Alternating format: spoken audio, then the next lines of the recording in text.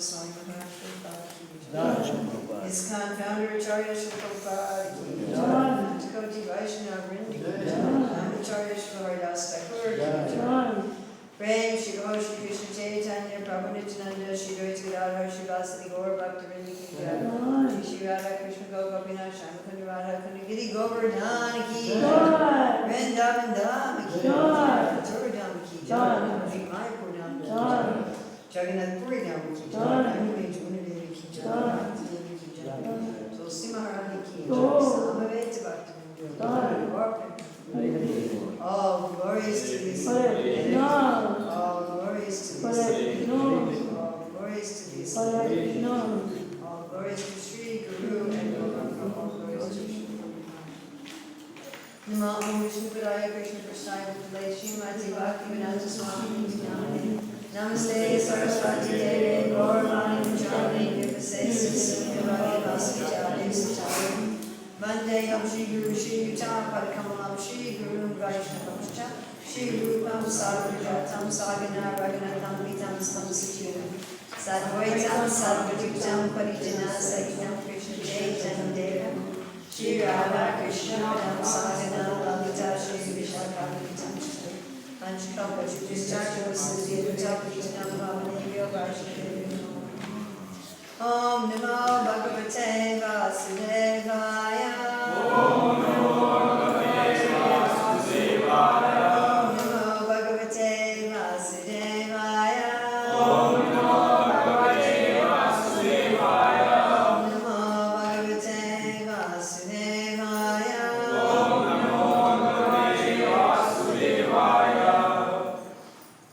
26th of January 2017, reading from Śrīmad Bhāgavatam, Canto 3, Chapter 28, Kapila's Instructions on Devotional Service, Text 9.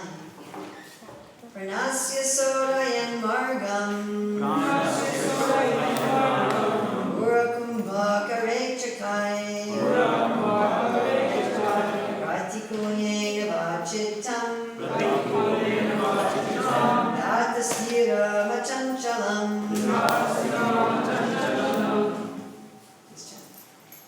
Pranasya Sodayan Margam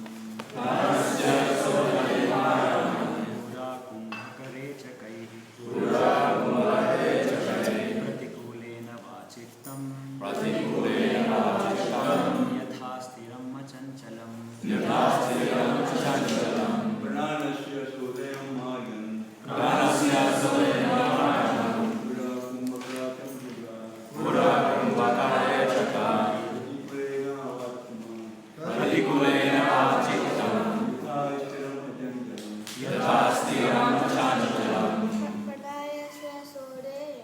Pranasya Sodayan Margam Urakumbha Karechakai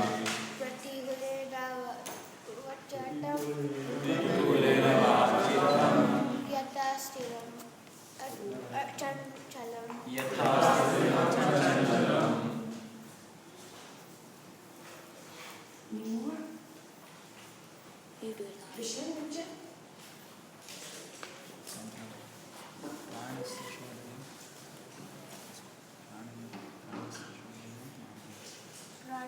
Sodayan Margam Urakumbha Karechakai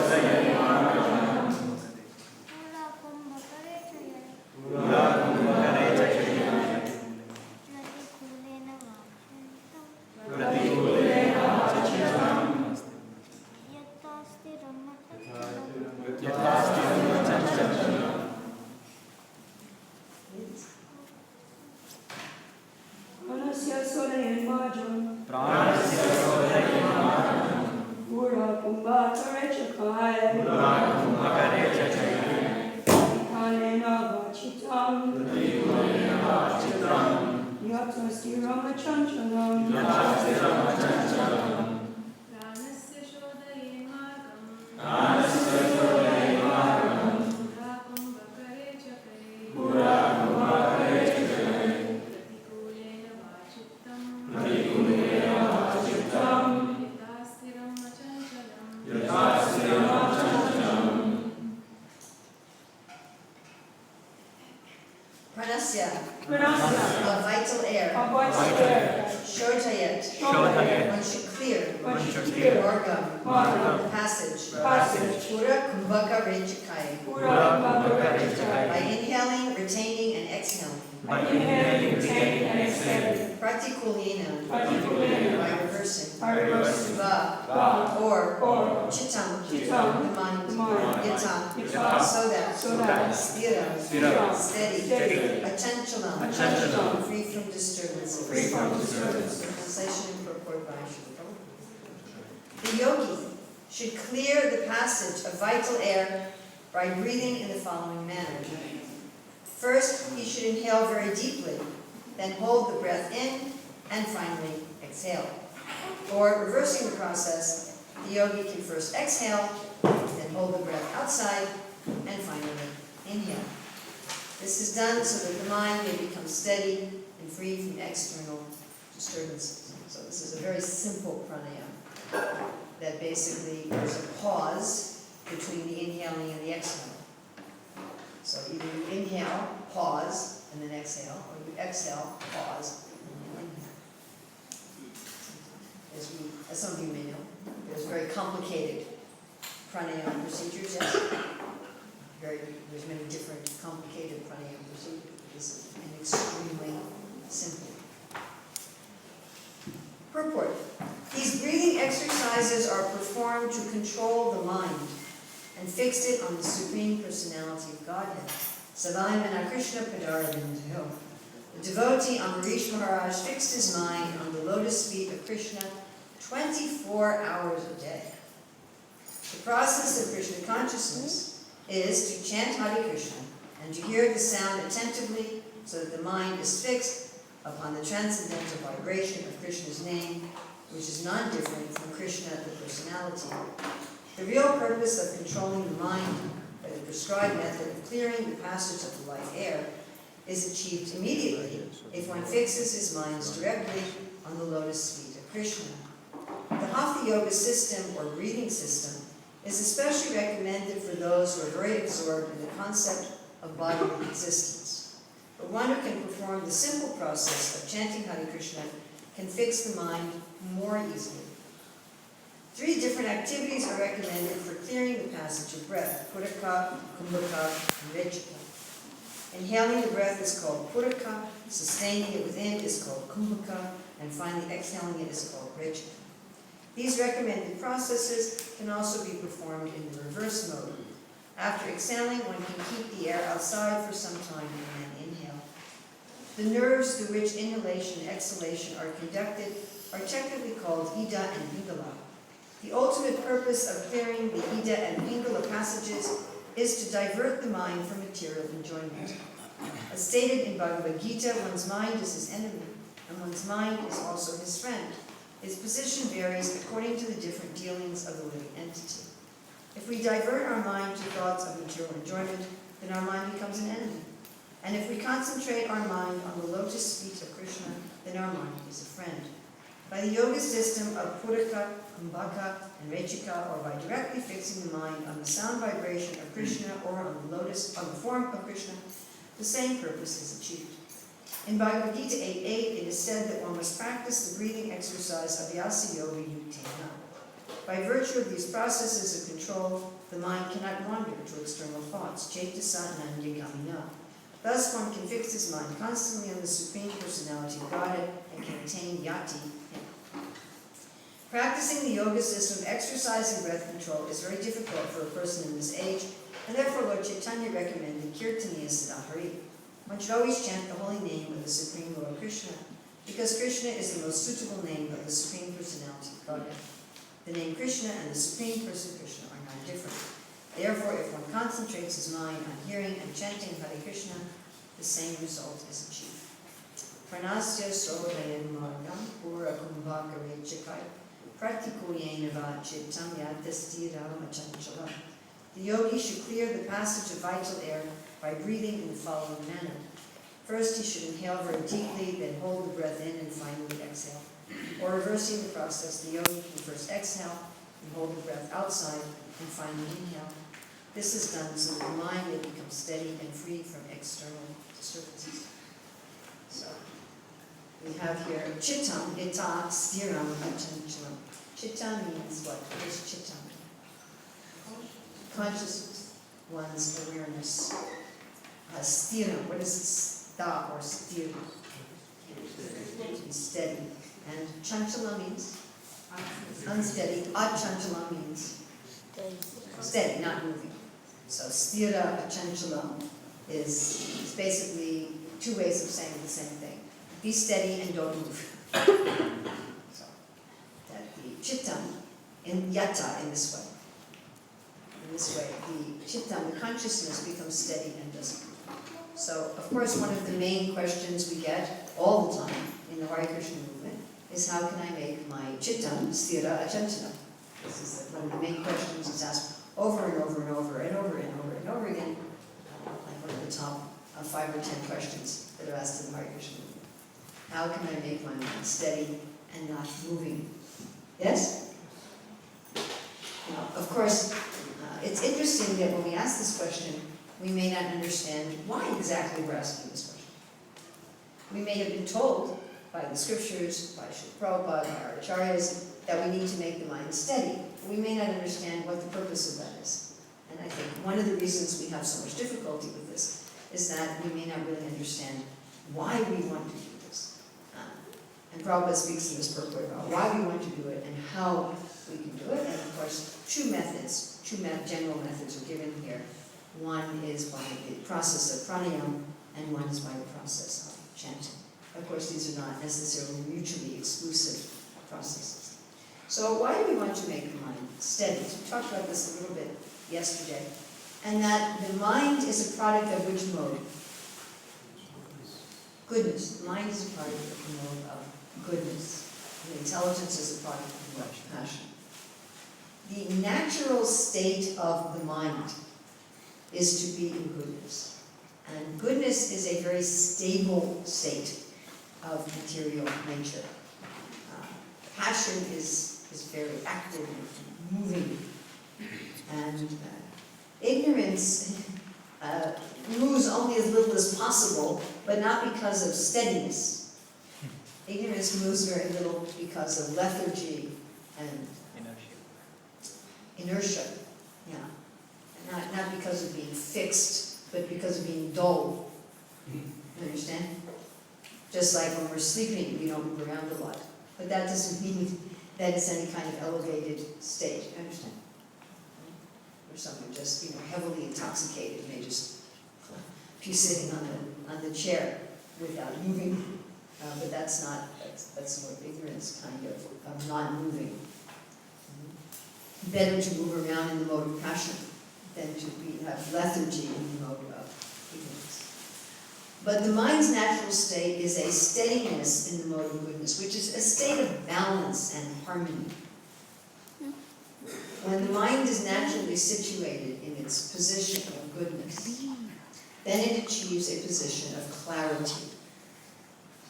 And if you think about the other questions that people ask in the Hare Krishna movement and outside the Hare Krishna movement, practically all of them could be solved if one achieved clarity. What do I do? How do I do it? Should I have this job or that job? Should I live in this place or that place? Should I marry or not? Should I marry this person? Should I have kids? How many? What career should I have? All the questions that people ask. Even what should I do for the next 5 minutes? How should I do it? How should I deal with this person? That's all a question of clarity. If we could see clearly, Krishna explains this very nicely in the Bhagavad Gita, that in the mode of ignorance, you don't know what's to be done, what's not to be done. You in fact, go backwards. It says always striving in the wrong direction. You do the opposite of what you should do. And decisions made in the mode of ignorance achieve the opposite result. It may look like a good plan. We see this happens in modern Kali Yuga governments and planning commissions. They make a very good plan and it has the opposite result. So one example I like to give is that in America, they have all these laws to help disabled people, which that's a good thing, right? Should we help disabled people? Who's going to disagree with that? So they made a law that if doctors are going to be treating a deaf patient, they have to have a sign language interpreter. Sounds like a great idea, right? What they neglected to do was fund the program. So they mandated that the doctors had to have a sign language interpreter without providing government funds for them to do so. The doctors would have to pay for it out of pocket. Sign language interpreters are very expensive. And it's very easy to tell whether or not your prospective patient is deaf. That's not a difficult thing to tell. And so simply doctors stopped seeing deaf people. They just said, sorry, I'm busy, I don't have any appointments for the next 6 months, and so forth. And so the deaf patients went from getting a poor quality of service without an interpreter to getting no service at all. And this is the result of decisions made in the mode of ignorance. You think, I'm going to help these disabled persons, and instead you end up hurting them more. So we could give so many examples, right? We could give at least 20 or 30 or 40 or 50 examples from modern society. The idea of chemical fertilizers and pesticides, which were supposed to create a green revolution and feed the planet. And that was how they were propounded when I was young. And we really believe that. We really seriously believe that. And the result is that everybody's become sicker. Right? So this is a decision in the mode of ignorance. Anytime we make a decision and we get the opposite of what we intended, we can understand that that decision was made in the mode of ignorance. Then in the mode of passion, you're just confused because you can see partially. Sometimes you get something right, sometimes you don't get something right. So if our life is full of that kind of thing, if some of our decisions are very good and some of them are fair and some of them are poor, we're probably in the mode of passion. In the mode of goodness, you see everything clearly. Krishna says you see what is binding, what is liberating, what is to be feared, what is not to be feared. You have a clear understanding. So if people could just bring their mind to the mode of goodness, there are other problems, speaking on the material level, there are other problems would basically be solved. And when human society is basically in goodness and sattva, the earth is very prosperous. People don't even need to do agriculture. The earth just provides what everybody needs. Because everybody is acting properly. Everyone is acting in harmony. And people today who talk about, being in balance, being in harmony with the earth, being in harmony with other living entities, being in harmony with the universe, they're talking about this achievement of the mode of goodness. And the primary way of achieving the mode of goodness is for the mind to become steady.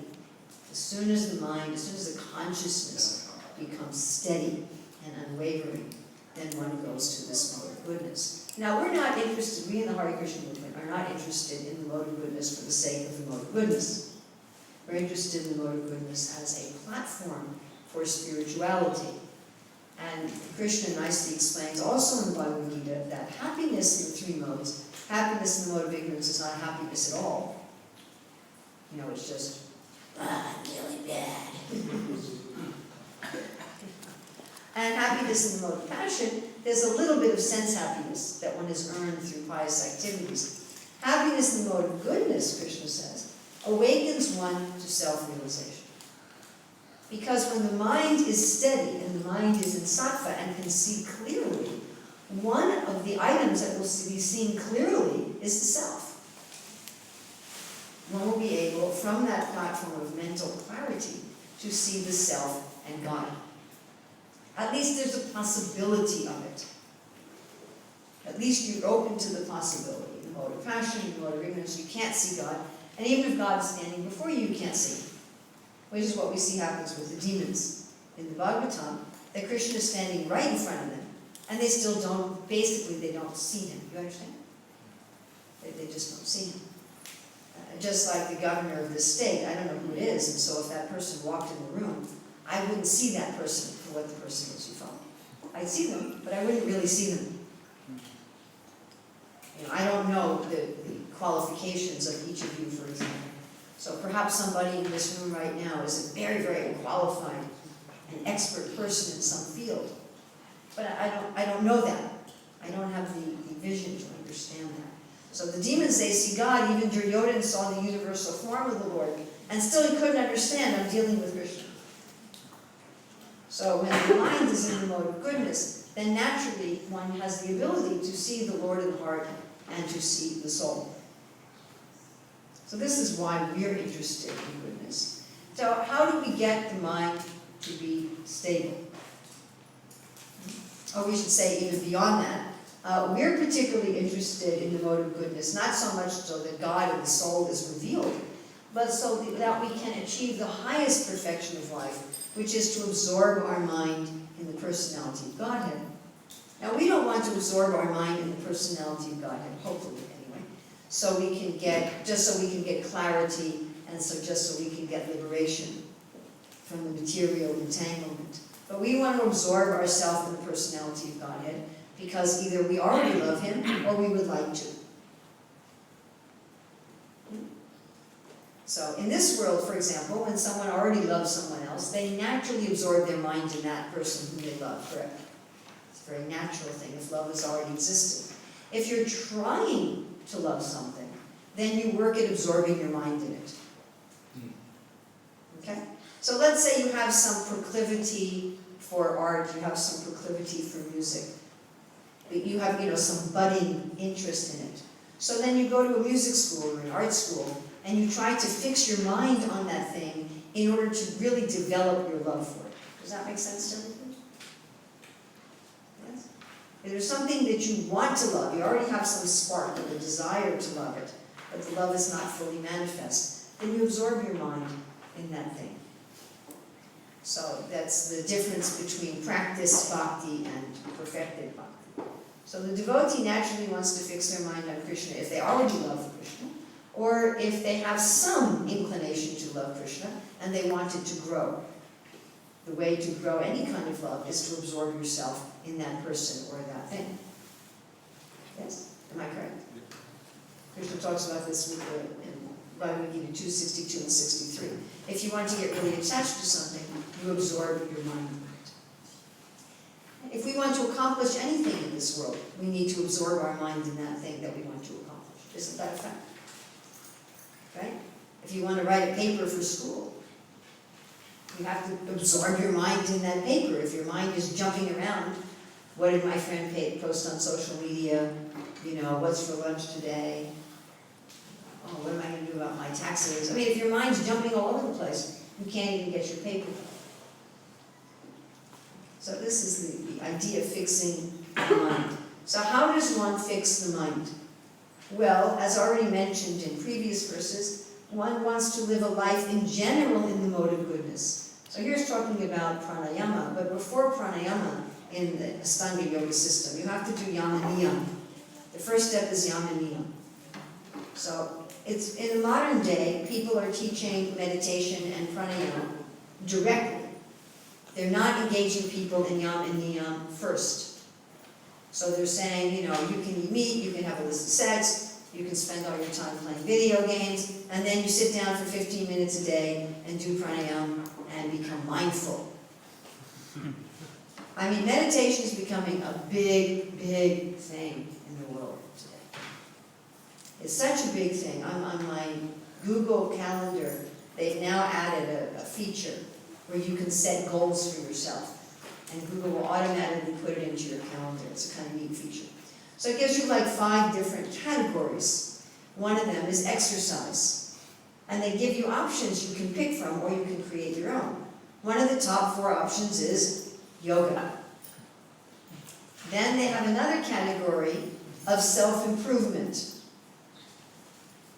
One of the top 4 options there is meditation. That's really interesting. So the idea of yoga and meditation has become mainstream. Now, that was not true when I was a child. So, if you say to somebody, I meditate every day, they'll say, wow, that is really good. I wish I could do that. People understand it's a good thing. But they're not learning this yama niyam, so that it becomes very difficult and frustrating for them. As Prabhupada said, that it's very difficult in this age to teach this kind of Ashtanga yoga. One of the main reasons it's difficult, and I was reading about this in one of the most popular books on Ashtanga yoga, or just simple meditation, is that there's not much joy in it in the beginning. That we tend not to do something if it's not giving us, as Prabhupada explains in the preface to the Nectar Devotion, if it's not giving us some kind of rasa, what's driving us, Prabhupada says, in all of our activities is the rasa, or the taste we get from the thing. But if you're just doing this breathing, you're breathing out, holding it, breathing in, holding it. I mean, how much rasa is there in that?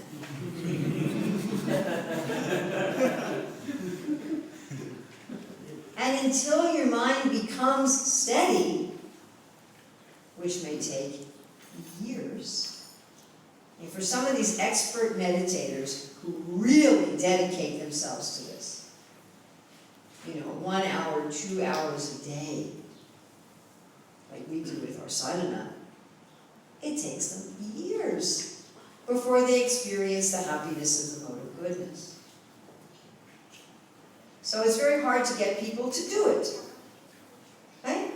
So then they have to have all these techniques, you get together with other people and do it that way, and that way you're motivated, you sign up for a class, and you feel obligated, and things like that. And this one book I was thinking about how to present Krishna conscious meditation to the world, was saying, okay, how can you try to upload joy from the beginning into your impersonalistic or voidist meditation practices? And, not very many people are going to be able to do it. It's going to be the kind of thing that a lot of people try and a lot of people talk about, but not a lot of people will achieve success, which is basically what it is. People talk about it, you should be mindful, you should meditate, it's like become a buzzword, it's become a thing, and a lot of people will make some effort, but very, very few people will persist in it. It becomes like one of the latest diet fads sort of thing. The people try it for a while and then say it's too hard. And if you really get into the science of making the mind in the mode of goodness by the Ashtanga Yoga, it's a very complicated and subtle system, which is being hinted at here in talking about the Ida and the Pingala, and basically when you're dealing with the Sushumna. There's a whole science of mystic yoga. And it's not an easy science to do at all. I mean, also it has some side effects. So I read an article in the New York Times some time ago, last 6 months, that people should be talking about the dark side of contemplative practice. That meditation in some ordinary ways being put forward as an aid for people, but there's a dark side. So do you have any idea what the dark side or the downside of people doing just pranayama and asana and so forth is? This guy that produces ashes from his hand. Okay, it can produce powers. And indeed it can produce powers. And what's the problem with, in fact, it will produce powers if you get into it deeply enough. What's the downside of that? Huh?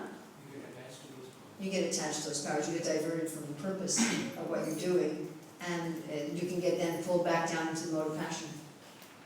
Because you get into this, instead of wanting to do grossly in the mode of passion, you want to do subtly.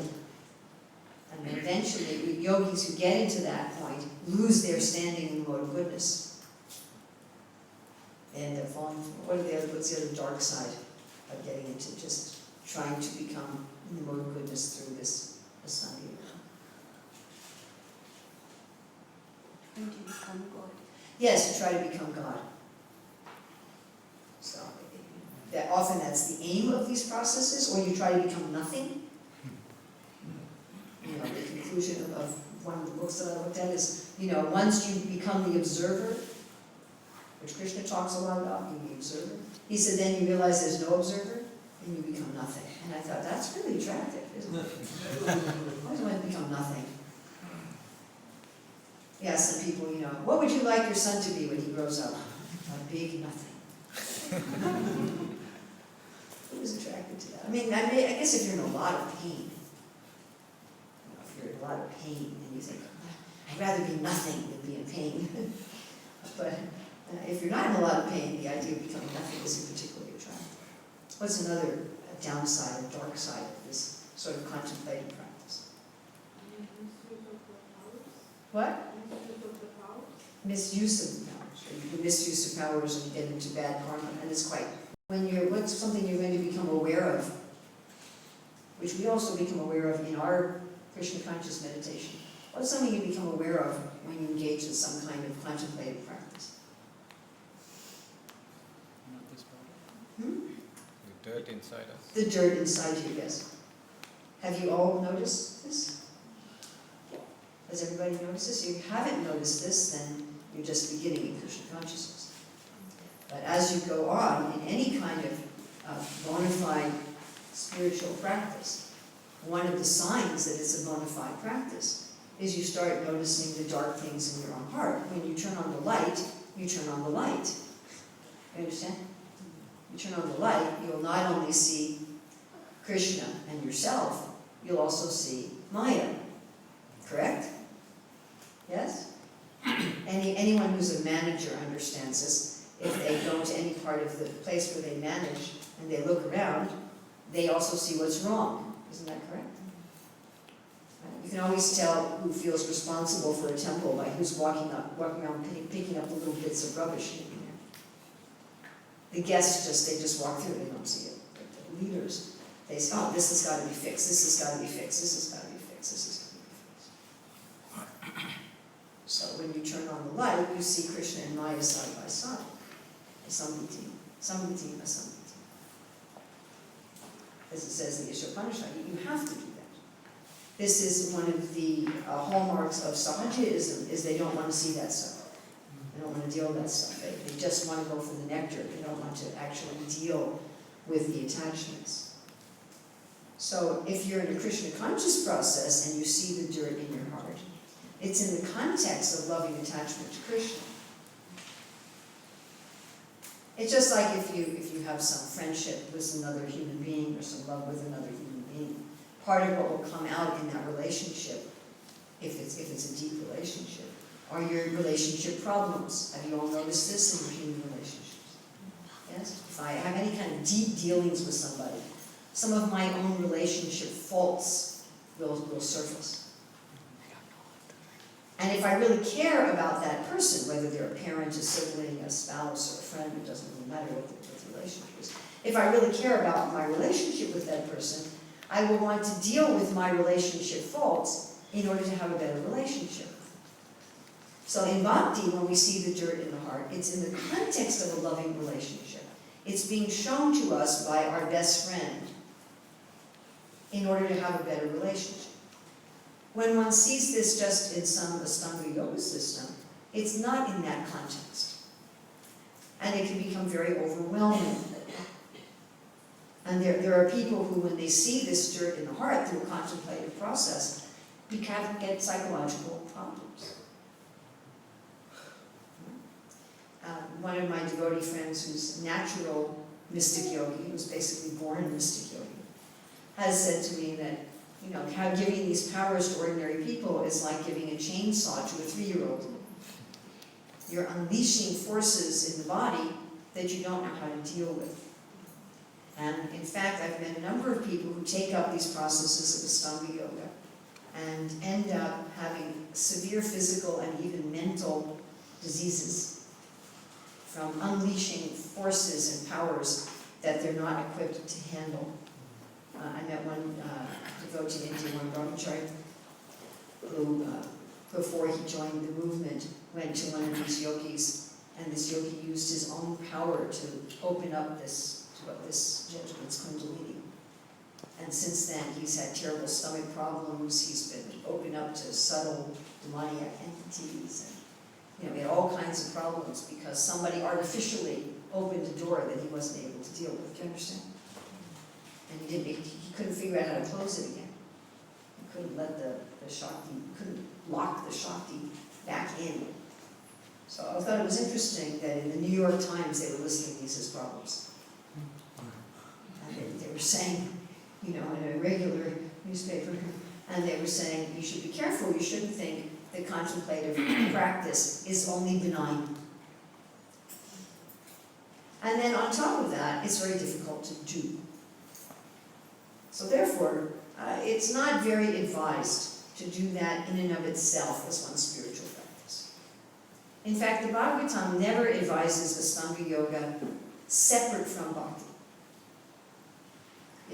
We don't advise that. We don't advise karma yoga, jnana yoga, and dhyan yoga as separate processes in and of themselves. In fact, Srila Prabhupada says that these should never be advised at any time as separate processes in and of themselves. Krishna says, Kleshoti katarastesham avyakta shakti-tejasam avyakta higatirjukam tainavadvir avamita. So although these processes are given in the Vedas, they are given as simply handmaidens of bhakti. They are not intended to be performed independently. Independently, they're slow, they're cumbersome, they're dry, and they have all kinds of negative possibilities. If somebody wants to perform them with bhakti, even mixed, if they want to do karma vishwa bhakti, or jnana vishwa bhakti, or yoga vishwa bhakti, that can be acceptable, although even that we don't suggest in our Hare Krishna movement. We don't suggest it in general, and we certainly don't suggest it at the present time. Of course, in bhakti, we do use aspects of karma yoga, jnana yoga, and dhyan yoga, but they don't cover our bhakti. We don't feel that our bhakti is dependent on them, nor do we do them independently of bhakti. Now, some people in our movement do that, but that's not what we're teaching. So we're saying karma yoga is you do pious activities, you offer the result to Krishna. In jnana yoga, you become detached by studying philosophy. And in dhyan yoga, you put the mind in the mode of goodness in a mechanical fashion. So again, we do pious activities, we offer to Krishna, we study philosophy, and we may certainly sit straight and breathe properly. It's not that we're opposed to these things in and of themselves. But our process for fixing the mind on Krishna is different. We are not in the Hare Krishna movement trying to first achieve the mode of goodness and then achieve bhakti. If this is all that you can remember from this class, this is so important. Our process, according to Sri Chaitanya Mahaprabhu and Srila Prabhupada, is not first achieve the mode of goodness and then achieve bhakti. That is not our process. If someone thinks that that's our process, they are covering bhakti with one of the other kinds of yoga. They're saying, first I have to do karma yoga, then I can do bhakti. Or first I have to do jnana yoga, then I can do bhakti. Or first I have to do dhyan or Ashtanga yoga, and then I can do bhakti. I'm seeing this move more and more in our ISKCON movement. People were saying, before you can really do bhakti, you have to do varnashram. That's karma yoga, or at best karma vishwa. Or people saying, before you can think about Krishna, you have to become detached from the world through philosophy. That's jnana yoga, or at best jnana vishwa bhakti. Or before you can meditate on Krishna, you have to learn these techniques of asana and pranayama. And once you've steadied the mind, then you can think of Krishna. I hear that less frequently, but it's there. And that is, again, either just dhyan yoga or yoga vishwa bhakti. Our process is different.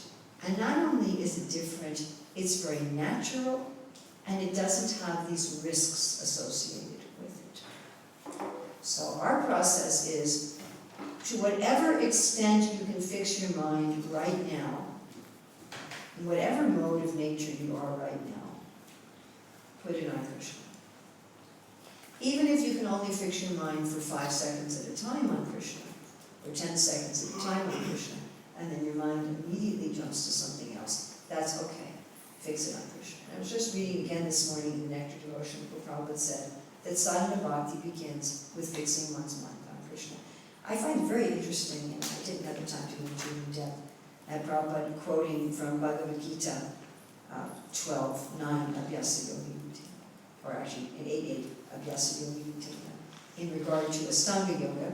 In chapter 12, Abhyasa yoga is in regard to pure bhakti, and not some mixture of Ashtanga yoga. So how are we trying to fix our mind on Krishna?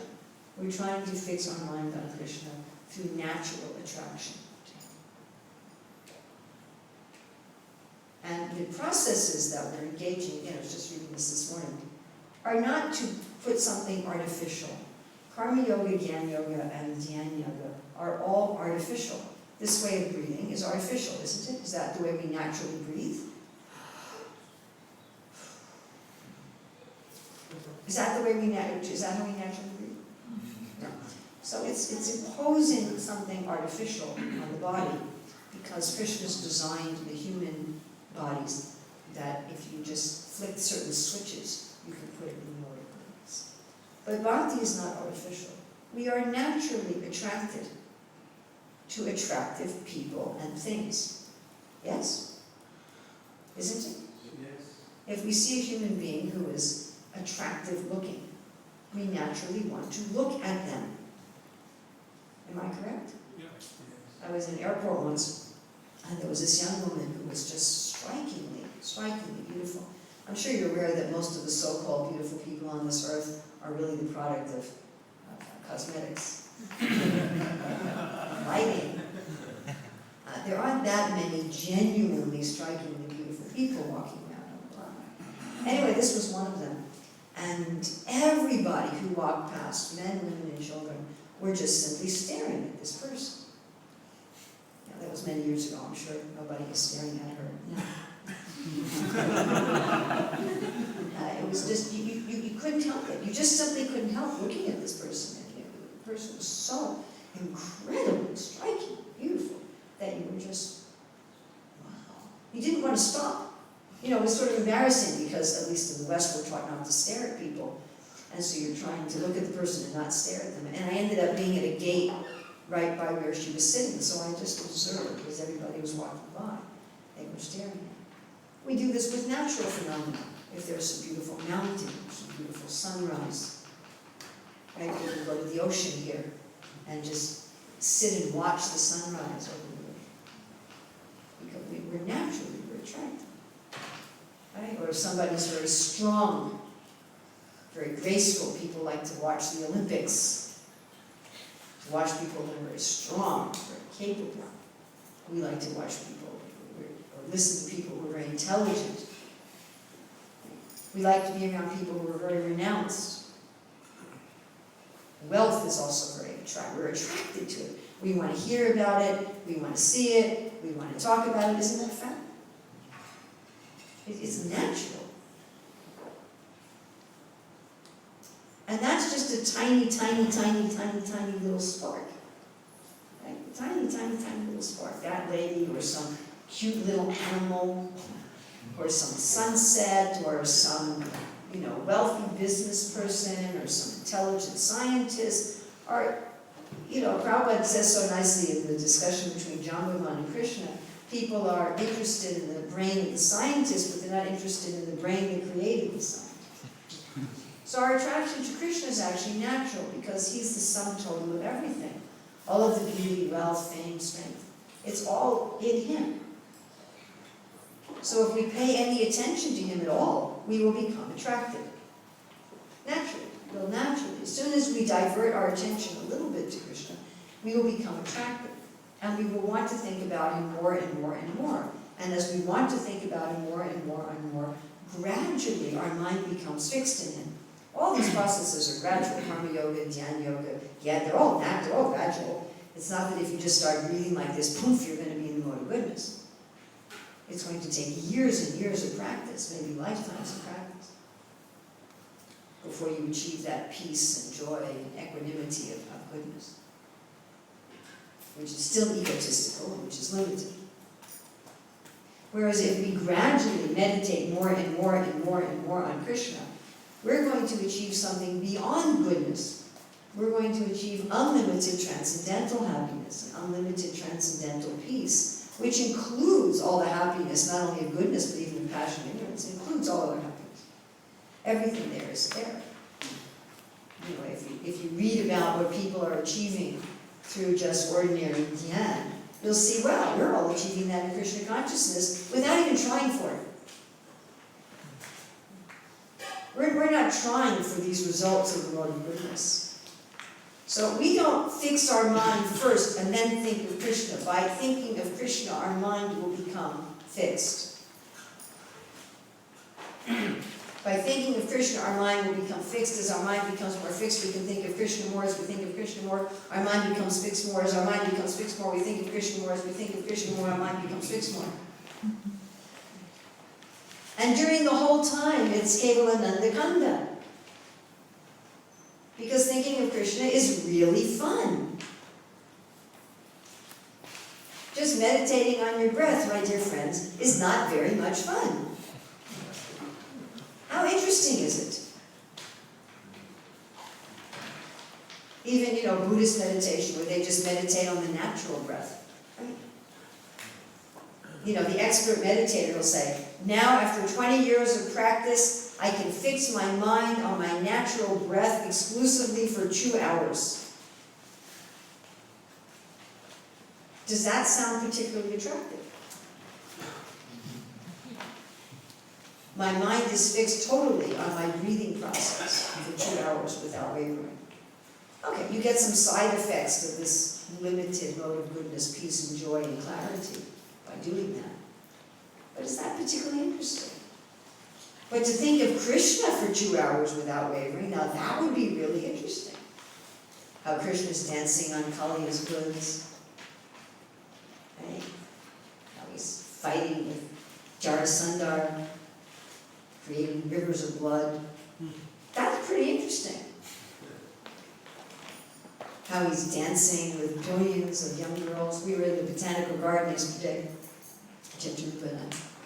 and I just constantly we were just thinking about Goloka Vrindavan and different forests of Goloka Vrindavan, because there's the South Africa section and there's the New Zealand section and the desert section, right? In the botanical gardens.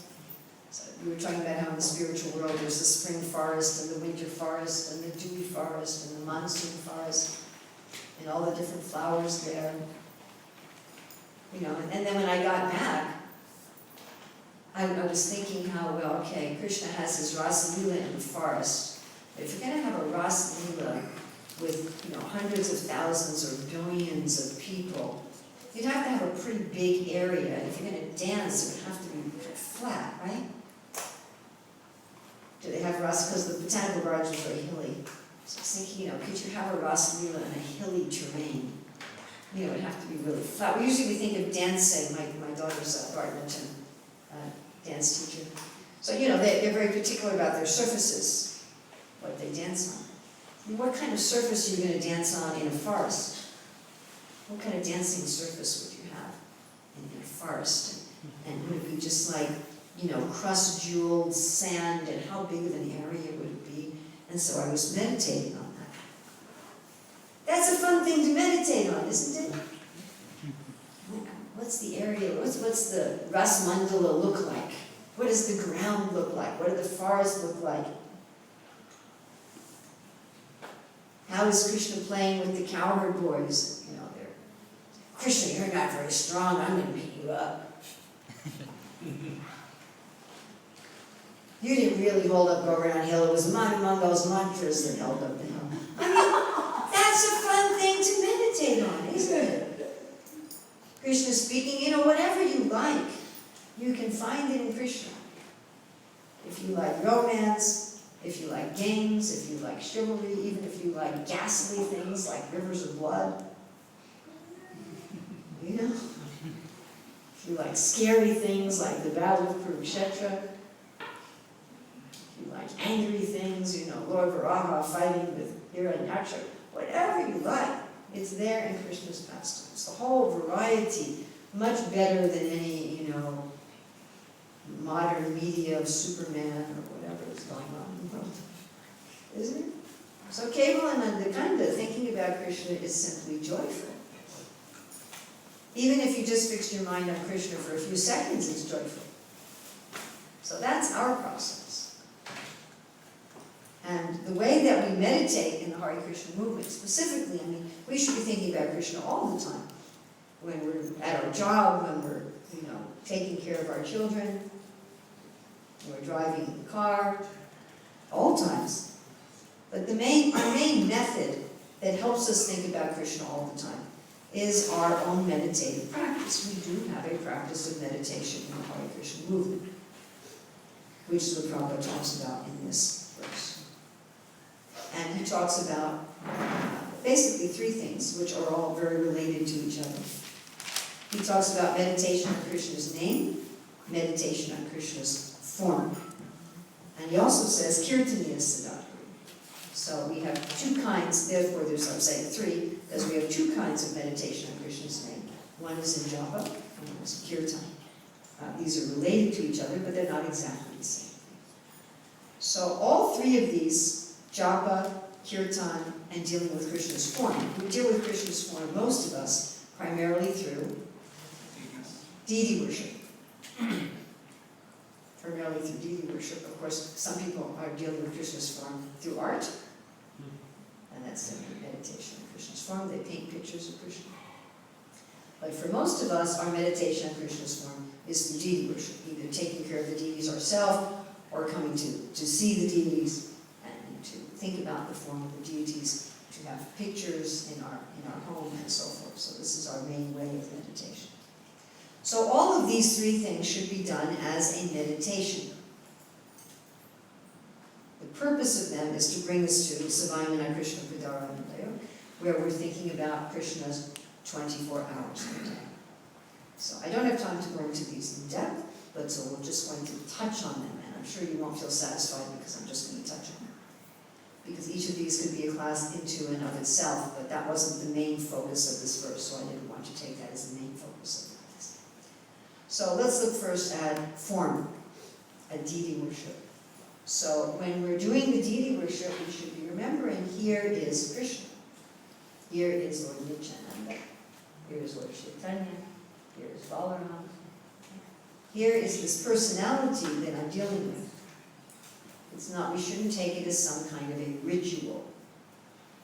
Prabhupada was very emphatic, and he would say, you know, if you take the deity worship as a ritual, it will become a burden, and then everything will be ruined. There's someday I may compile quotes about all the ways in which Prabhupada said we could ruin ISKCON. But one of them is to take deity worship as a burden, as some job I have to do, where we become absorbed in the mechanics of it. And if we give some kind of material analogy, if you're cooking for people you like, of course you're going to become absorbed to some extent in the mechanics of it. Otherwise you're going to cut off your finger along with the cabbage. So there has to be some absorption, or you're over salted, or you're under salted, or something. Of course, Krishna may still eat it like he ate the banana peels, if you neglect to become absorbed in the mechanics of it. But generally, if you're cooking for someone you love, you have some absorption in the mechanics of it, but your main absorption is in the person you're cooking for. And the viewer cooks. Or if you're cleaning, you know, you have some guest coming and you're cleaning for the guest, so you have some absorption in the mechanics. How am I moving the cloth? What kind of chemicals am I using? And so forth. But your main absorption is for the person. I want to get this done before they come, right? I hope they're going to be happy with it. Whatever we're doing like that, you know, if you're working at a job, you may be absorbed in the mechanics of your job, but your main absorption is the person you're trying to please. Maybe that's your boss, maybe that's your customer, maybe it's your client. Does this make sense to everyone? Maybe it's your family with bringing home your paycheck, and people keep pictures of the person that they're trying to please on their desk. So when we're dressing the Lord and offering to the Lord personally, we should have some absorption in that person. I mean, how rude is it not to? You understand? How rude would it be that I'm helping you get dressed, but I'm not thinking about you? Would be really not a very nice thing. I'm making your room smell nice, I'm turning on the lights, I'm putting fresh flowers, but I'm there just like as, then we become like a paid person. You know, you could pay somebody to come in the temple and light incense and put up flowers and clean the room, and there's just their job. And for them, there's no difference doing it in the temple or doing it as an office. care. They want to satisfy the customer just to get paid. Right? So that's not, we're not supposed to be doing deity worship like that. Oh, this is just my job. But we should actually be meditating like that. You know, oh, Lord Chaitanya, Lord Nityananda, here's a seat, please sit down. People, welcome, welcome. Come, sit down, be comfortable here. Let me wash your feet, let me wash your hands. Here's something to clean your mouth. Here's some nice thing, nice taste in your mouth. Ah, and you can clean your mouth again. And meditate that Lord Nityananda and Lord Chaitanya, they're doing the Achman and they're cleaning out their mouth and you're watching them do this. Oh, and here's your bath. And here's your clothes. Do you like these clothes? What do you think of this outfit today? How do you like to wear this? How would you like it to be put on? Would you like this jewelry or that jewelry? Oh, well, let me put some sandalwood on your feet. You'll be comfortable as you walk around. Oh, let me give you some nice scents to have in your room. Maybe just have some stick of cheap Indian incense, but you can meditate. I do this what I do every day. I meditate that it's actually frankincense from Oman. I find it really sad that the devotees in Oman were buying oils from India. I said, don't you know this is the seat of fragrance in the world? Oh, really? I said, yeah, you should be bringing oils to India, not bringing oils from India to you. So, you know, putting out the charcoal and putting on the best. Oh, you have a nice scent. And then here's a lamp. There's all these lamps to light up your room, and here's flowers. And maybe the only flowers that we have are, what did Vishnu say yesterday? A well-dressed gentleman without qualifications for the scentless flower offense. You know, they grow flowers now often to look pretty, but not to smell nice. So at least we can imagine I'm offering you gardenias and langlands and putting them everywhere.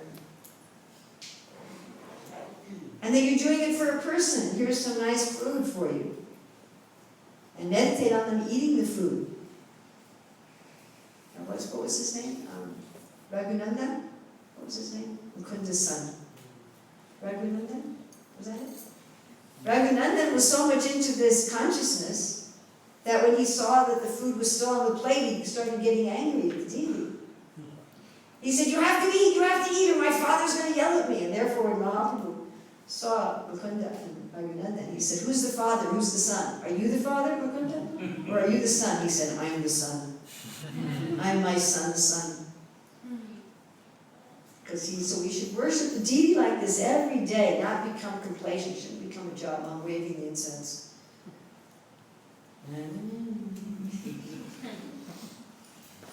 And when we see the deity like that, it should be a meditation on the deity's form. Actually, one devotee I know, who's been a pujari for many years, not in this temple, but many of you actually know this person, told me how one time she had a dream where the predominating deity, Krishna deity, that he had gone into the pujari room and he was going through all the drawers and the closets and saying to her, I really like this outfit. This one I don't like so much. And I like it when you put the turban over here with this outfit, and I like it when you put these jewels on me. And he was giving her a tour of the pujari room, telling her what he liked. And then in her dream, someone else starts to enter the pujari room. So the Krishna deity left the pujari room and ran onto the altar and assumed his threefold bending form. But this is the mood, actually, of worshiping the deity. And this would be our meditation on Krishna's form. And Prabhupada said one of the reasons that we come and see the deity is so that we can remember the form of the deity throughout the day. And we can think about everything I'm doing is for the deity. This is true in our own home. If we have the deity in our home, that we think everything I'm doing is for the deity. This is not my home. It's the home of the deity. And in that way be fixed on the form of the Lord. Then in japa, Prabhupada talks about hearing the name, being absorbed in the sound of the name. And we should note that although in this purport he mentions this twice, that Srila Prabhupada's instructions to just hear the name, whenever Prabhupada gave an individual instruction, that was always a second tier. He would always say, when you chant Hare Krishna, you should feel the presence of Krishna, and immediately you remember Krishna's instructions to Arjuna in the Bhagavad Gita, or how Krishna is playing with the cowherd boys, and if you can't do that, then just try to hear the name. So that was a consistent instruction. But that should come naturally. It shouldn't be a mechanical thing. Bhakti should not be something mechanical. It shouldn't be, I'm supposed to remember Krishna's pastimes right now, okay? Krishna did this pastime, Krishna did that pastime, Hare Krishna, Krishna, Krishna did that. No, that's not very pleasing to Krishna. Remember, we're dealing with a person. So it's very nice in the Bhagavatam 284 and 285. It explains that the holy name enters the heart and sits on the lotus of our loving relationship. If we want the name to sit in our consciousness, then we have to chant in the mood of a loving relationship. And our remembrance, Prabhupada will say immediately, as soon as you chant Hare Krishna, immediately you remember Krishna's form, Krishna's pastimes. Now we do this materially without any difficulty. As soon as I say to you, my mother, immediately a picture of my mother's form comes to my mind. Doesn't this happen to all of you? Immediately, automatically. I don't have to mechanically say, now I am going to remember my mother's form. And I also immediately remember something about her. I remember some of her qualities immediately. And I remember some of my dealings with her, my relationship with her. Isn't that true? Yes? Okay? If I say Bill Gates, don't you get a picture of his face in your mind? And you think of something that he does and something about him. It's just natural. So this should be happening to us with Krishna. Prabhupada said if it isn't, then our chanting is inattentive and our Krishna consciousness is deficient. He said, why are you reading Krishna book? What is the use of your reading Krishna book if as soon as you chant Hare Krishna, you don't remember Krishna? So this chanting is meant to fix our mind, not the way the Buddhists and the impersonalists fix their mind. The Buddhists and the impersonalists have a kind of meditation where you fix your mind on an object, like your breath, or like a candle, and they're using that object as a mechanical means for attaining the mode of goodness. We do not want to use the sound of Krishna's name like that. Not that I want to fix my mind on the sound of Krishna's name, and by doing so I will fix my mind. That will work, because if you fix your mind on a candle, it will work. But that's not bhakti. And in fact, it's sort of offensive to the name, isn't it? It's almost taking the name as some kind of ritualistic activity or mechanical activity. We want to meditate on the name because we want a relationship with Krishna. It should be just like we say to another human being, hey, can I meet with you today at 9 o'clock? So we should be saying to Krishna, hey, can I meet with you today at 5 a.m.? Can we have an hour and a half meeting today? You understand? Now, kirtan is a very special kind of meditation. Kirtan is group meditation. In kirtan, everyone's meditation is augmented by everybody else's meditation. If it's done properly. So if ever you're in a kirtan where everyone in the room is really absorbed in the sound of the kirtan and the meditation on Krishna, it is an extremely, amazingly powerful experience. And Krishna manifests in that kirtan. And what's nice about the kirtan is because we're all helping each other. It's explained that even a materialistic person who happens into such a kirtan may get a bhava bhas. They may get a reflection of ecstasy. But again, it's a question of depth and focus and concentration. Kirtan is not a time filler. We often use kirtan in ISKCON as a time filler. And people say, oh, I'll go to the class after the kirtan because that's when it really starts. So I had this is one of these embarrassing stories. If you're going to tell an embarrassing story, it's usually better to embarrass yourself than to embarrass somebody else. So this is one of the embarrassing Urmila stories. So I was in New Rajnam in Hungary for Janmashtami, and if you've never been to New Rajnam in Hungary for a festival, do it. So especially Janmashtami, Radhastami, Govardhan Puja, you make it a point to get there for a festival. So I was there for Janmashtami, and there was one 2-hour class, I think by Niranjana Swami. But the rest of the day was just kirtan. And we also use the word just. It was kirtan from whatever it was, deity greeting at 7 in the morning until midnight. The schedule said kirtan. And I thought, having been to Janmastamis and many other places in the Hare Krishna movement, oh, there's no entertainment. So I went to Shri Swami and I said, you know, there's no drama, there's no entertainment, there's nothing like that. I said, I have a multimedia show on Krishna's appearance, could I show that? And he said, okay, from 10 to 11, but you cannot go 1 minute over 11 o'clock. You must end exactly at 11. And I thought, well, there must be something scheduled for 11 o'clock that somehow I didn't notice on the schedule. So, you know, I ended exactly at 11 o'clock. And what happened at 11 o'clock? Kirtan. And I was thinking, why did I have to end at 11 o'clock? It was only a kirtan. So I went to Mars the next day on the Aspuja and I said, Mars, why did you tell me that I had to limit the presentation to exactly 1 hour and end exactly at 11 o'clock? Nothing happened after 11 o'clock. And he looked at me and he said, what happened was the main thing that happens.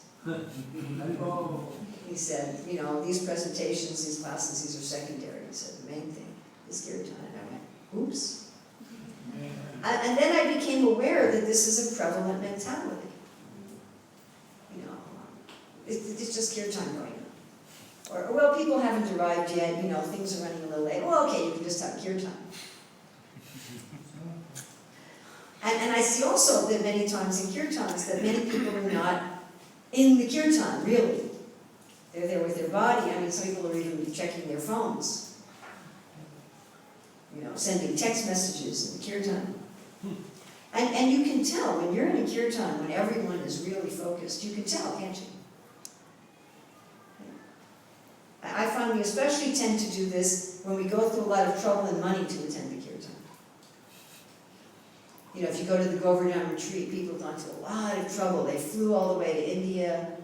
They're paying whatever it is, you know, 150 euros for the retreat. They're living in very austere conditions. You know, you got to carry a bucket of water up the stairs to take a bath. Right? You give your clothes to the dhobi, and the dhobi comes back and says, sorry, I don't have your pants. The monkeys took it off the line. But can you pay me for washing it anyway? You know, that actually happened. So, you know, you're going through all this austerity, and so then when you're sitting in the kirtan, you're thinking, I better pay attention. Also, another story from Hungary, they collect about 150,000 euros a year from tourism. So these tourists, they come and they get a tour of the beautiful temple. And first time that I saw this, I saw these, you know, typical European tourists. Can you get a vision of the typical European tourist? I'll get that picture in your mind? Okay. So there's a bunch of them, 20, 25, typical European tourists. And they're in the temple room, dancing and chanting Hare Krishna. So I went to the temple president in shock. And I said, Prabhu, you gotta come see what's happening in the temple room. He said, what's that? I said, the tourists are dancing and chanting Hare Krishna. He said, oh yeah, okay. I said, what do you mean, oh yeah, okay? Don't you understand? There's 25 typical European tourists chanting and dancing Hare Krishna. He says, yeah, yeah. That happens on every tour. I said, what? He said, well, you know, they paid the 5 euros. They want to get their money's worth. And I thought, gosh, why can't we be like that? So kirtan is supposed to be a meditation. It's supposed to be a group meditation. Where, you know, the energy and the focus of the group lifts everybody up. I teach sociology of religion at Bhaktivedanta College. And one of the points that sociologists make is that organizations that demand a high commitment, not too high, if you demand too high of a commitment, then you can only get a few members. But if you don't demand a high enough commitment, then people don't get a really good experience out of it. So just like sometimes we have a meal where everybody brings a preparation, right? You have times like that. And in America we call it a potluck, I don't know what you call it. but everybody brings one prep. So if you have 40 people coming to a program and everybody brings a prep, then you cook one prep and you eat 40 preps. You understand? So the more people that bring something to the program, each person gets out far more than they put into it. If you have a temple where a lot of people come to the morning program, then everyone who comes gets a better experience. You have some temples, only 3 people come to the morning program. That's becoming more and more common.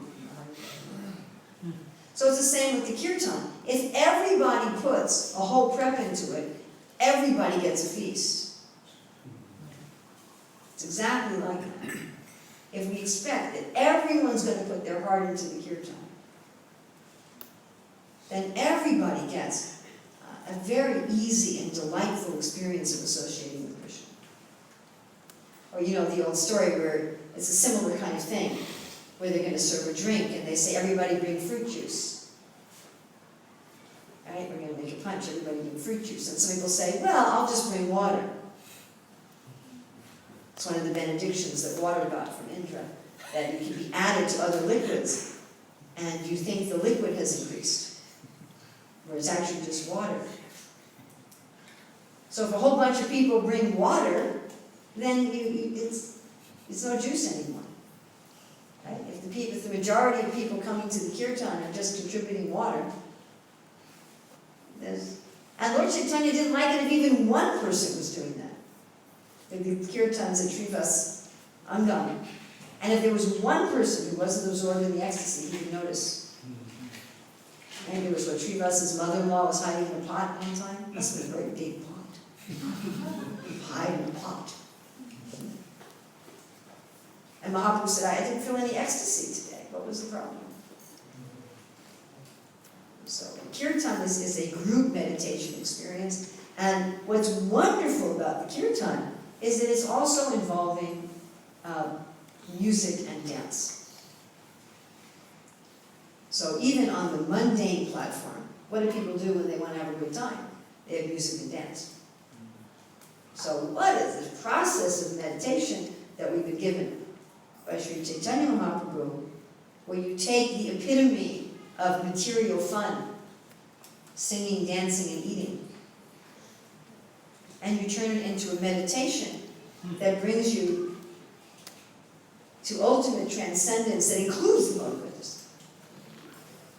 That this fixation of the mind that people in these other processes are working decades to achieve in some dry way becomes automatic. Prabhupada said, at least in the kirtan, you forget about sexual desires, you forget about money, you forget about, all the anxieties of the world disappear, at least during the time of the kirtan. So this is our process for fixing the mind. Our individual meditation time in japa, those of us who chant Gayatri, also Gayatri, our deity worship, and our group kirtan.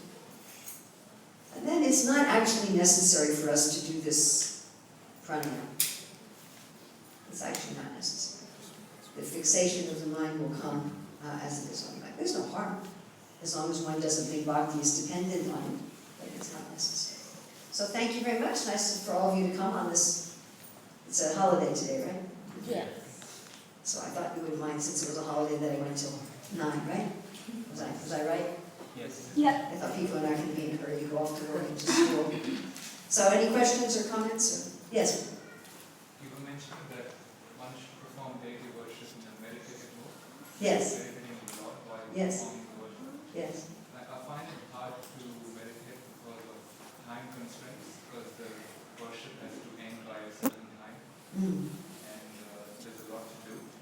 So I do it very quickly, so I find it hard to meditate. So in that circumstance, how to meditate on Krishna? That's an interesting point. So you're saying that because deity worship has to be done at a certain time and there's a lot to do, you find it harder to meditate. I would agree with you that when one does deity worship without worrying about the time, that meditation can be easier. I definitely agree with you. In my experience, having the time constraint can make it harder because you think, well, I don't have time to think about what I'm doing.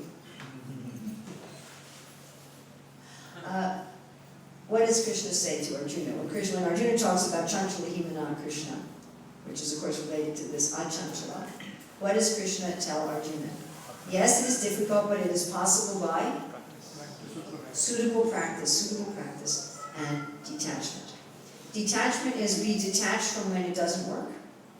That's what we mean by detachment. And practice. There are mantras that we're supposed to chant before beginning deity worship. We chant mantras on meditating on how we're not this body, yes? Yeah. And we should chant mantras, I don't know exactly what the process is followed here, but we're supposed to chant mantras meditating on the person whom we worship, yes? And we're supposed to be meditating on them in their abode. Yes, am I correct? Yeah. And the purpose of that is to get us to that place. So we start the worship in that place.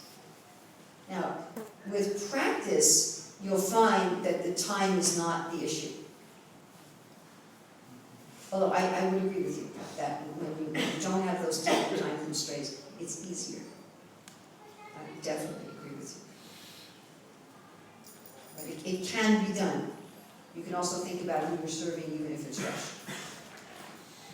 And even if there's a lot to do. And if you want to know how to do that, think about some human being you have. You know, can you care about and think about the person you're serving, even if you're in a hurry? Is that possible? We don't want to go into a hurry mode. You know, you switch I'm now in my hurry mode, where I just focus on getting the job done and I forget about all the people that I'm doing it with. Yes, we all know that mode. Who cares if you're offended?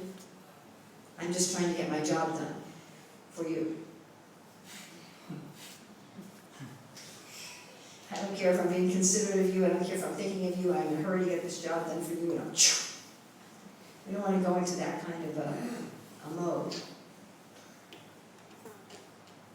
I mean, you can always say to Krishna, Krishna, I don't have a lot of time here. Hey, Lord Nityananda, I'm really in a rush.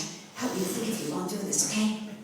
Look, I'm sorry if I lose my focus sometimes, but hey, I only got another 5 minutes, right? Help me out here. Be personal. That's what I'd say to another human, right? What I'd say to another human is, hey, you know, look, I'm not trying to be rude, but we've got to catch a plane, we've got to leave in 5 minutes. Can you just help me get this stuff done, okay?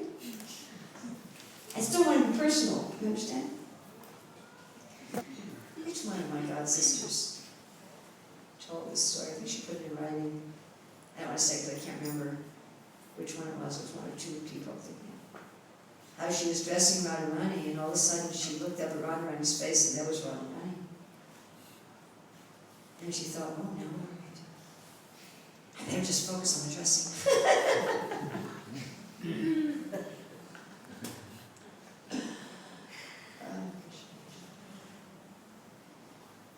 You really, it's really the Lord. He's actually there.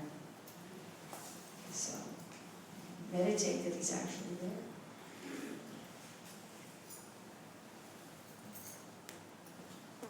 Yes. Hare Krishna, thank you Mataji for your enlightening class. My question is, what is your most favorite pastime of Krishna consciousness, your personal?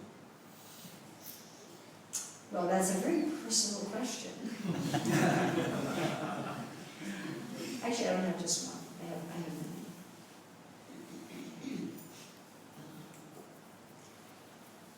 I like the pastime with Lord Chaitanya when Jagadananda brings back the pilu fruits from Vrindavan. And some of the devotees didn't know how to eat them properly, and Lord Chaitanya was laughing. I like the pastime of Mahaprabhu when he goes to Vrindavan and all the forest animals are licking him and embracing him. Just asking about your personal memory. Oh, my personal memory? Yeah, like your own Personal your own experience. Of what, when I was back in Goloka Vrindavan? Your own experience of Krishna consciousness story or any story. I just told you. What exactly do you want? No, that is, I'm not asking that your pastime that Mahaprabhu did. I'm My personal pastimes with Krishna? ISKCON pastimes. Yeah, exactly. Your realization. Krishna was gone. You want to know my favorite thing that's happened to me since I joined the Hare Krishna movement? Yeah, that's it.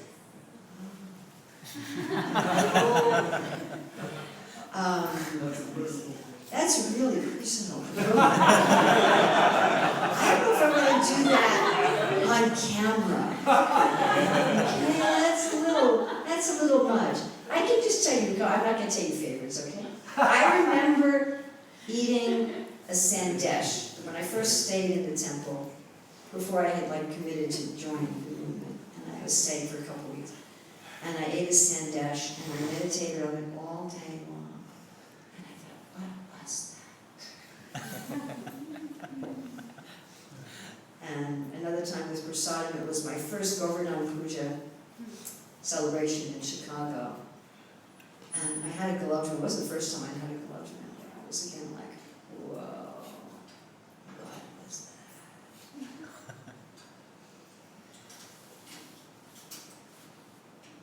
What else in the Hare Krishna movement?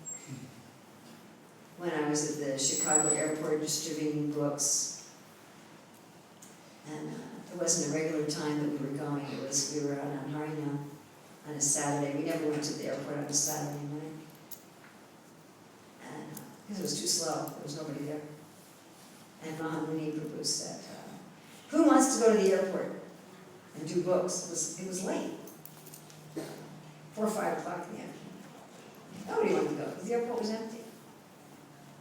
But I'm the kind of person that if you want me to do something, challenge me. Who wants to go? Am I the only one who wants to go? I bet I could do more books than anybody. So I said, I'll go.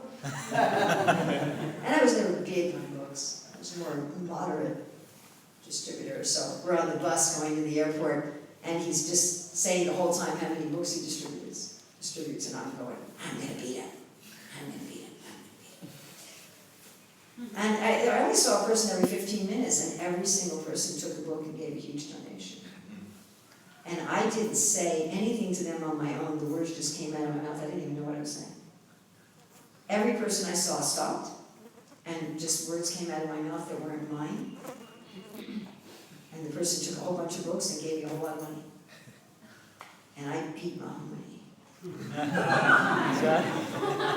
But I was just empowered the whole time. I wasn't doing it on my own. That was a really amazing experience. Krishna just empowered me. Another very early experience was when I read Lord Chaitanya in 5 features. And there it has the Mayavadi arguments and the Gaudiya counter arguments. And I was very new in Krishna consciousness. This one Indian gentleman came to the Sunday feast. And it was like he had studied the same book. And he kept giving me all the Mayavadi arguments. And I just countered with Prabhupada's arguments. And he looked at me and he said, you're the most intelligent person I've ever met. And I said, that's all Srila Prabhupada. That was pretty amazing. So those are some of my amazing, those are all early in Hare Krishna movement experiences. We'd be here a long time if I went from there to here and told you all of the amazing experiences I've had with Krishna and the Hare Krishna movement. I had an amazing experience yesterday at the Botanical Gardens. Talking with Achinta Rupa about the seasonal forests of Vrindavan. That was an amazing experience. We were talking about how we can't wait to go to Goloka and have Vrinda Devi show us around all the forests. That's up there with one of my favorite experiences in Krishna consciousness. In fact, one of my favorite experiences in Krishna consciousness is happening right now. Much to tell me without pranam, Bhaktivedanta Prasna, Bhaktivedanta Stram, Vedanta Shanti Jana. My favorite experiences in Krishna consciousness, where I feel most connected with Krishna, is when we're talking with other devotees about Krishna. I personally find very little that compares with that. Yes? Hare Krishna, Prabhupada. When you were saying about making the feast, I was thinking of Raghav Pandit and Mahaprabhu. And Rukmani Devi, how nicely she is shading Krishna. Oh, wonderful. Thank you. Thank you so much. Anybody else? Yes. Mataji, when usually people think of improving their sadhana, and when we discuss, and some people usually say, forget about becoming a devotee, let's first become a human being. I've heard this from many people. That's yam niyam. So basically what they're saying is work on yam niyam first. The problem is if you do that, what system of yoga are you practicing? What system of yoga are you practicing? If you say forget about Krishna, let's first become human beings. What system of yoga are you practicing? One of two. Either you're doing karma yoga, you're probably doing karma yoga, or you might be doing dhyan yoga and doing yam niyam first. You just, as soon as you say that, you just pop yourself right out of bhakti. You're no longer in pure bhakti. You're jumping to another yoga system, or you're mixing your yogas. So how do we, We become a human being by meditating on Krishna.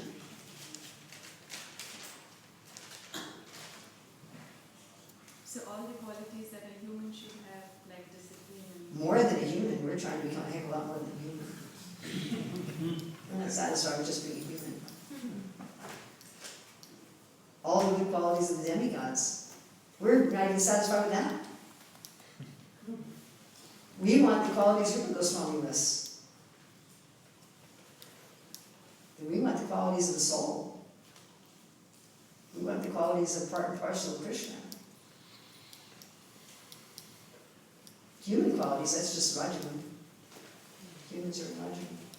Demigod qualities is in Sattvagun. We want divine qualities. The only way divine qualities are going to manifest is if we wake up to who we are.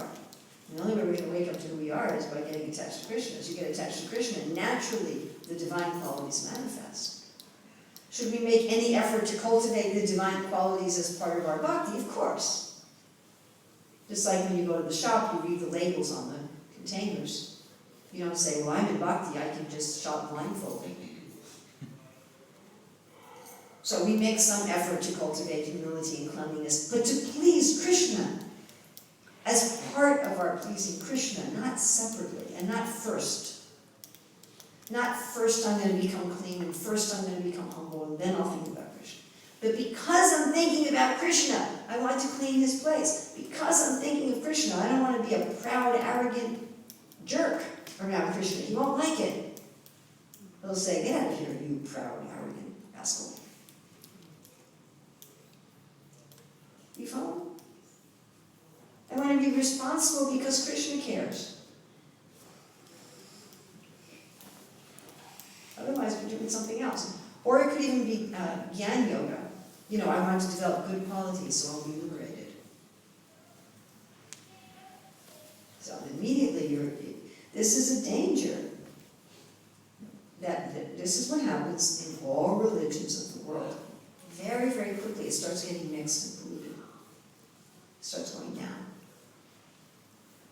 It's a tendency. It starts going to adharma. So it'll go from bhakti to karma yoga, pretty soon it's just karma. Yes? So it starts from prema, and then it ends up in bigger prema. Yes! What is the anushraddha that we have? The anushraddha is some taste. Rupa Goswami says the beginning of bhakti is a taste. It's an attraction. You know, I love it in Madhurya Kadambini where he has this talk about, you know, self-consciousness and Krishna consciousness. Yes, I put it into a chart. How at the different stages of bhakti, there's different degrees of self-consciousness and Krishna consciousness. And as we progress, self-consciousness goes down as Krishna consciousness goes up. So even at that anushraddha, there's a tiny little trace of prema. And really all we're doing is taking that little bit of prema and increasing it and fanning it and fanning it. And as we do that, you can say it's going through stages of shraddha and sadhusanga and bhajan kriya and so forth. That's the whole thing. That's it. There is nothing else. That is our process.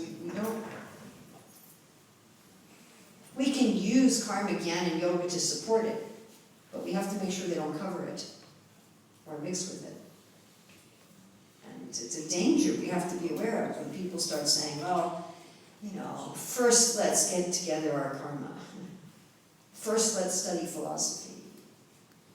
First let's learn how to sit and breathe. Then we'll think of Krishna. Whoops, we just bumped out of Uttam Bhakti.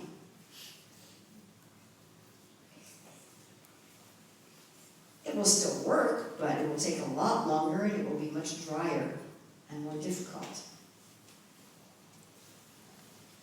You'll increase the struggle and the dryness and the unsteady phase of bhakti. Why would you want to do that? You want to decrease that stage. You want to decrease the unsteady, hard struggle with determination stage. You want to make that hard struggle with determination, unsteady stage go by as quickly as possible. And mixing other yogas with it is going to make it. Krishna says, Klesho, he says, you're going to make it harder. So you don't have to believe me, you can believe him. He says, Klesho, it's difficult. It'll work eventually. Yes, it will work eventually. It may take many lives, but it will work eventually. But, Prabhupada says, why take the stairs if you can take the elevator? I mean, he wasn't talking about fitness. Yes? Mataji, in Bhagavatam it says, Yasyasya Bhaktir, from Sarvari Gune Samasati Suraha. In the translation, Prabhupada says, as demigods, the qualities of demigods. Now we know that demigods can be in the mode of goodness. So why they generally are. Generally are. So why does Bhagavatam say that when you engage in bhakti, you develop the divine qualities of demigods when we know that they... You will. Because you will. You'll develop all the good qualities of the mode of goodness. Just like if you have $100, you have $1. So if you develop the divine, it's not really developing, if you awaken the divine qualities of the soul, then naturally the qualities of goodness are included. Naturally the qualities of a good human being and passion are included. Everything is. So does that tie back with your argument that when we engage in bhakti, naturally the... Correct. That doesn't mean we make no endeavor for them whatsoever, but that endeavor should be part of our bhakti. Okay, well, let's take a mundane example and then I should stop because I'm sure some of you are very hungry. So I read a story a while ago of, it was in a Muslim country, where a man divorced his wife an hour after the wedding. And the reason he divorced her is when they went to their room after the wedding ceremony, she was on her phone, texting all of her friends pictures of the wedding. And he said, this is the time for us to be together, we just got married. She says, but I want to share with all my friends the pictures of the cake and the ceremony and my clothes. And he said, is that more important than being with me, your husband? And she said, yes, and he immediately divorced her. When you have a relationship with another person, whether that person is in any of the rasas, whether they're your servant, your master, your friend, your parent, your sibling, your spouse, whatever that person may be, if you want to have a nice relationship with that person, you need to work on your qualities. Is that correct? Is it possible to have a nice relationship with another human being, or even with an animal, without putting some attention to your own behavior? Is that possible? It's not possible, right? You have to. You have to put, I'm going to be considerate. I'm going to be humble. If you're never humble with another person, you can't have a good relationship. It's impossible. But is your focus to be able to just say, look what a nice relationship I have? Or is your focus actually love for the other person? That woman was focused on being married. You follow?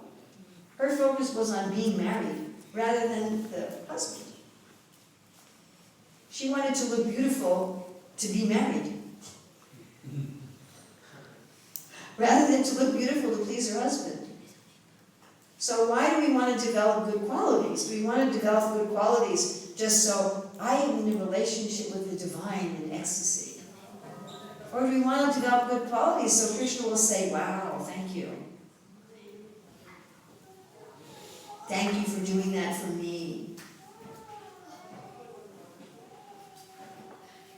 So all of our development of good qualities, even if we put some attention to it, okay, I better put some attention to my cleanliness, I better put some attention to my humility, right? I better put some attention to how I'm dealing with lust and anger and greed. We're doing that so Krishna will say, thank you so much. Again, just like in our human relationship, where somebody will say, you know, thank you for just agreeing with me and not arguing about it this time, I really appreciate it. We're doing it for that. Not so we can post a picture on social media of what a nice relationship. Here's me with Krishna. See how Krishna conscious I am. Is that right? Is that clear? It should be part of our bhakti. It shouldn't cover our bhakti, it shouldn't be separate from bhakti, it should be part of our bhakti. Because you want to take care of my spouse, my kids, my friends, whatever, so Krishna will be happy. It's actually very simple. It's extremely, extremely, extremely simple.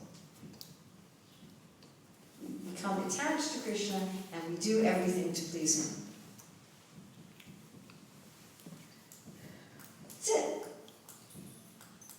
All the details are just for that purpose, and then everything is taken care of because of everything. So thank you very much. I hope you didn't mind having a long class on holiday. And I'll be leaving tomorrow, so thank you very much for your hospitality.